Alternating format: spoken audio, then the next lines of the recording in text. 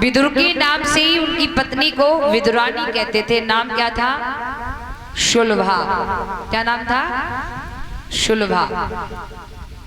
अच्छा, विदुर जी तो विदुरानी से कहकर चले गए, देखो मैं जा रहा हूँ, और घर पे द्वारे पे खड़े हैं कि कोई काका काका काकी काकी कहे कि पुकारे तो नो समझ लियो वही कन्हैया आए क्यों है। विदुर जी इतना कहकर के खेतों पर साग लेने चले गए।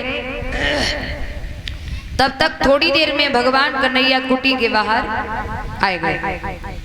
आवाज लगाई, अरे काकी, अरे काकी, अरे काकी।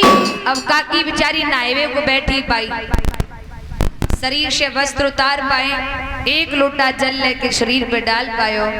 तब तक भगवान ने आवाज लगाई, ओ काकी, अरे खड़ो रहूं कि चलो जाऊं। अब काकी सोच लेगी जन्म कर्म में तो लाला आयो है, और चलो गयो बिना दर्शन दे तो जीवन हमारो बेकार है। अब काकी विचार करती है क्या करें, लाओ जल्दी नहा ले। दूसरा लोटा शरीर पर जल डाल पाया। भगवान ने फिर आवाज लगाई, अरे चला जाऊं क्या। अब काकी सोचने लगी हो ऐसो देख लीजिए, अब जा रहे जल्दी लाला कहीं चलो नहीं जावे। अब काकी जैसी नहा रही तैसी ही भाग खड़ी। दरवाजे पे आई, टकटकी लगा के कृष्ण के चेहरे की तरफ देख कर रह गई। भगवान कन्हैया ने देखो, और ये बावरी ये भी भूल गई कि कौन सी अवस्था में आई है तू। भगवान ने अपना पीताम्बर लियो काकी के शरीर पे डाल दियो। अब टकटकी लगाए कि काकी भगवान की ओर देख रही है। बड़ी देर रह गई, भगवान ने काकी को पकड़ो, पकड़ के लाए डालो। और ये बावरी जब तू ना आई तब भी मैं बाहर खड़ो, और तू आएगी तो भी मैं बाहर ही खड़ो, और अंदर ले जावेगी क्या नहीं। अब लाला को पकड़ के अंदर ले गई प्यारे, अंदर ले जाए के आंगन में फिर खड़ो कर ले, जो भी ख्याल नहीं बिठानो है कि नहीं। फिर भगवान के चेहरे की तरफ टकटक लगा के देखने लगी, तो भगवान ने पकड़ो, पकड़ के लाए दो। ओ काकी, बाहर तो तब भी खड़ो, आएगो तो भी खड़ो, बिठाएगी क्या नहीं बिठाएगी। अरे लाला मैं तो भूल ही गई। अब काकी बेचारी अंदर से पीड़ा लेके आई प्यारे। पीड़ा समझते हैं ना, हो पीड़िया, पीड़ा, पीड़ा लेके आई। और पीड़ा सीधा नहीं, भगवान के सामने उल्टो डाल दो। अब उल्टो पीड़ो डालोगे तो बाकी पाओ ऊपर को होंगे। और प्यारे हो, भगवान उल्टे पीड़ा पे बैठ गए, और जो पाव ऊपर था ना, बापे जो हाथ धर के बोले, काकी तू बड़ी समझदार है। बोले कैसे? काकी तो को मालूम है कि लाला पीड़ा पे बैठे तो बाकू टेकुआ की बहुत जरूरत पड़े, तो तूने मेरे कहा जी टेकुआ बहुत नहीं को लगायो। अच्छा, भगवान ने ये नहीं कहा कि तुमने पीड़ा उल्टा डाला है। बताए क्यों प्यारे परीक्षित महाराज? परमात्मा या महात्मा कभी आकर हमारे घर की व्यवस्था को नहीं देखता है, वो तो हमारे हृदय की अवस्था को देखता है। बोलिए गोविंद भगवान की प्यारे। अब भगवान कन्हैया उल्टे पीड़ा पे बैठे, टेकुआ न्यो पाओ पे हाथ धर के लगा लियो। अब बोले काकी भूख लगी है, बावरी कुछ नया कान का जे। अब भगवान की कृपा से काकी के घर पे 4 केला रखे थे। कितने केले? 4 केला लेके आई। केला ले छीलो, गूदा ले फेंक दो, छिलका ले लाला के मुंह में दे दो। अब छिलका खिलाए कि न्यो, और कह रही है लाला कैसो स्वाद आ रहे हो। अब कन्या हंस के बोले काकी तेरी कसम इतना अच्छा स्वाद लग रहे हो, आज तक ऐसो स्वाद काऊ में आया ही क्या। एक केला को छिलका खिलायो, दूसरो केला छीलो, गूदा फेंको, छिलका मुंह में दे दियो, तीसरो केला ले गूदा ले फेंक दियो, छिलका ले लाला के मुंह में दे दियो। जैसे ही चौथो केला ले और गूदा लेके फेंको और छिलका लेके जैसे ही खिलान को चली, तैसे ही विदुर जी आ गए। विदुर जी ने देखा ये गूदा पड़ा है, छिलका है ही नहीं, ये क्या कर रही है, इसके हाथ में छिलका है। विदुर जी एकदम चीख करके बोले, ए विदुरानी पागल हो गई क्या। विदुरानी बोली कुछ गलती हो गई। विदुर जी सर में हाथ मार के बोले ओरी बावरी तो ते गलती ना हैगी, तो ते बहुत बड़ो गलता है क्या। बोले मतलब गूदा फेंक रही है, छिलका लाला को खिला रही है, लाला को मोह कड़वो होएगो। इतनो कह के विदुर जी ने कहा करो प्यारे, गूदो उठायो और कन्हैया के मुंह में दे दो। और हाथ जोड़ के बोले प्रभु क्षमा कर दिए, वो पागल है, वो पगली है, उसे ये भी ज्ञान नहीं है कि छिलका खिलाना चाहिए, गूदा खिलाना चाहिए। आपका मुंह कड़वा कर दिया उसने, लो ये गूदा खा लो आप। अब गूदो विदुर जी ने खिलायो। काफी देर विदुर जी इंतजार करते रहे, कन्हैया अब मेरी तारीफ करेगो, कन्हैया अब मेरी तारीफ करेगो। लेकिन कन्हैया ने तारीफ ना करी। और प्यारे हो, जैसे हम किसी को भोजन कराए और भोजन करने वाला अपनी तरफ से ना कहे वाह कितना टेस्टी भोजन है ना, करने वाला ना कहे तो कराने वालों खुद कहेगो भैया नॉन वेज ठीक ठाक तो है कम ज्यादा तो नहीं है। तो ऐसे ही विदुर जी काफी देर इंतजार करते रहे, कन्हैया अब मेरी तारीफ करेगो, कन्हैया अब मेरी तारीफ करेगो। और जब कन्हैया ने तारीफ ना करी तो विदुर जी बोले लाला मोह को कड़वोपन खत्म हैगो एगो, गूदा खान में कैसो लगो। भगवान हंस के बोले काका तुम्हारे मोह जैसी कहूँ या फिर जो सच है वो कहूँ। अरे लाला जो सच है वो बोलना। तो भगवान बोले अगर सच सुननी है तो सुनो काका, मैं बताता हूँ कि स्वाद छिलकों में था तेरे गूदे में ना। बोले जो स्वाद मेरी काकी के छिलकों में था वो स्वाद मुझे आपके इस गूदे में नहीं लग रहा है। सुनिएगा, स्वाद छिलकों में था तेरे गूदे में ना, मैं तो विधु रानी के छिलके तक आ गया, मैं तो विधु रानी के छिलके तक आ गया।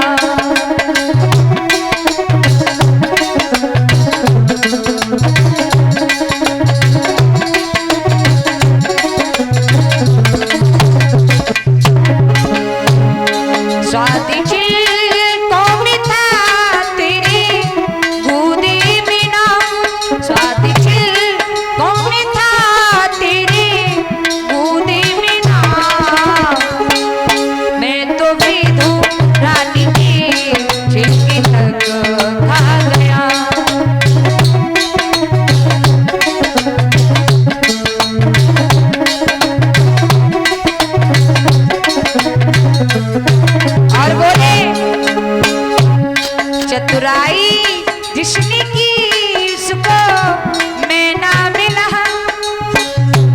चतुराई जिसने की उसको मैं ना मिला,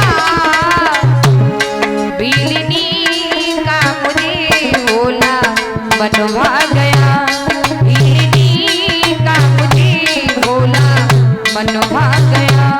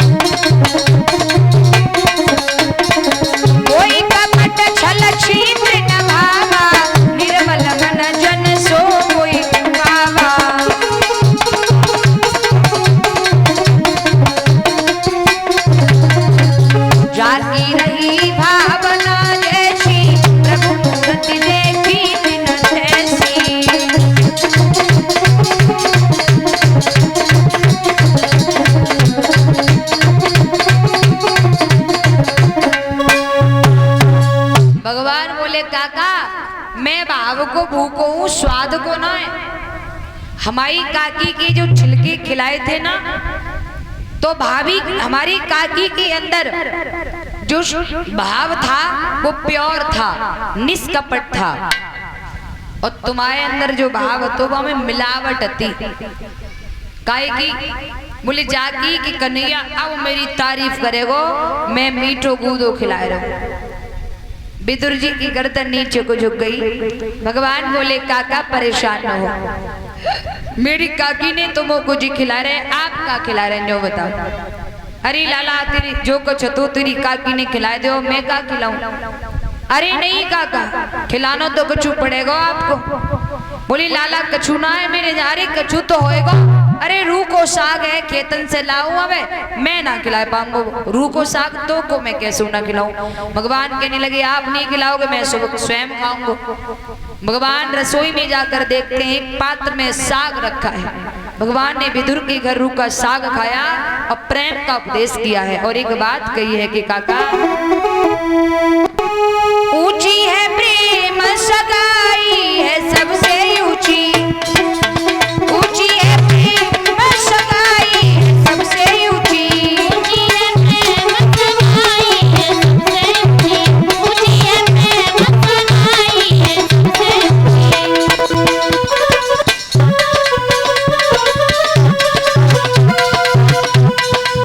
सबसे ऊंची, सबसे ऊंची, ऊंची है, ऊंची है प्रेम सगाई है सबसे ऊंची, ऊंची है प्रेम सगाई है सबसे ऊंची, ऊंची है प्रेम सगाई है सबसे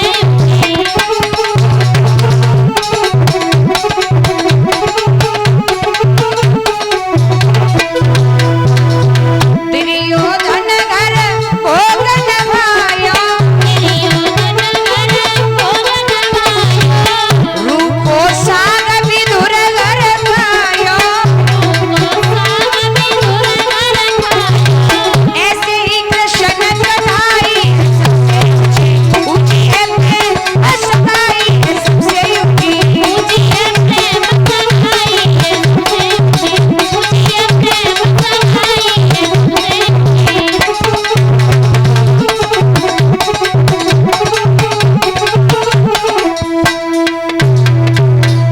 ऊंची है प्रेम सगाई है सबसे ऊंची। जब तो कागा वो काका भाव का भूखा हूं मैं, भाव ही एक सार है, भाव से भजले प्रभु को तो बेड़ा। प्रेम उपदेश देने के बाद भगवान लौटकर पांडवों के पास आए और पांडवों से कहा कि देखो भैया उसने तो एक ही बात कह दी है, सुई चक्रीव ने वदाश्यामी बिना युद्धेन केशवा, हे केशव बिना युद्ध के सुई की नोक के बराबर भी जगह देने वाला मैं नहीं हूँ। अब जैसे वो राजी है वैसे तुम भी हो जाइए।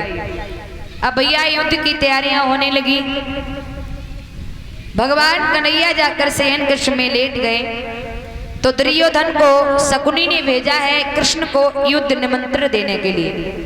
कन्हैया पलंग पर लेटे हैं, दुर्योधन आया तो भगवान के सिर की तरफ बैठ गया और अर्जुन जी आए तो भगवान के पैरों की तरफ बैठ गए। भगवान की आंख खुली तो भगवान बोले कहिए अर्जुन जी कैसे आना हुआ?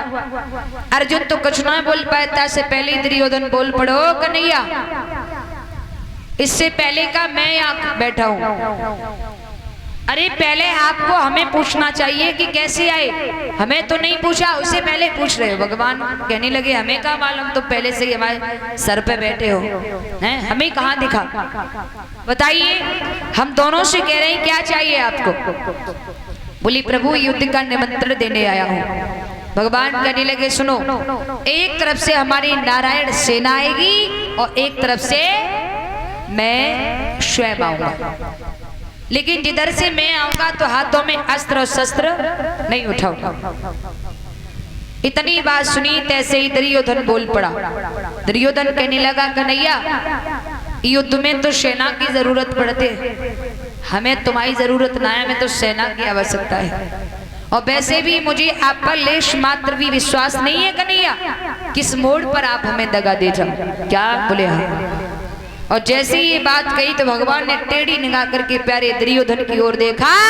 अब यही समझ लीजिए, जिस पर ब्रह्म की निगाह टेढ़ी हो गई परीक्षित महाराज, फिर उसे बचाने वाला कौन? टेढ़ी निगाह करके भगवान ने दुर्योधन से कहा ठीक है जाइए, आपकी तरफ नारायण सेना आएगी। अर्जुन वो दुर्योधन तो खिलखिलाता हुआ हंसता हुआ चला गया। अर्जुन से भगवान बोले अर्जुन जी तुम रह गए वो तो सब कुछ मांग लेगा। अर्जुन हाथ जोड़ के बोले माधव हमें वैसे कुछ ना चाहिए। बोले का? बोले हाँ। भगवान बोले सेना तो बोले क्या, युद्ध विजय कैसे प्राप्त करोगे? तो अर्जुन बोले कन्हैया हमें सेना की जरूरत ना है, सिर्फ आप दिखावे में मेरे साथ रहना।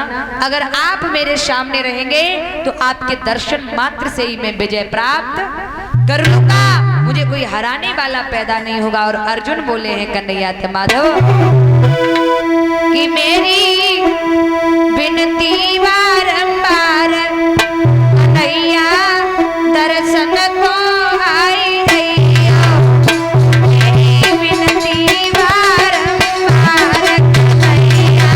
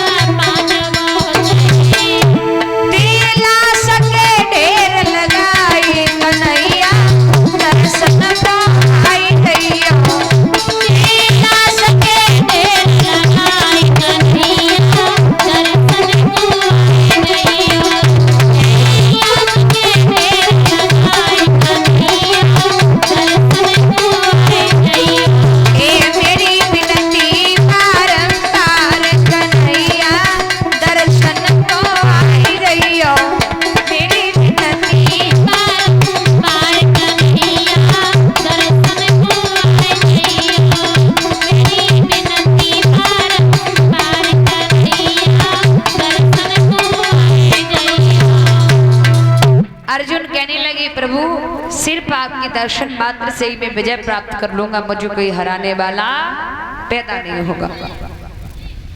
बोले ठीक है। अर्जुन जी तो चले गए।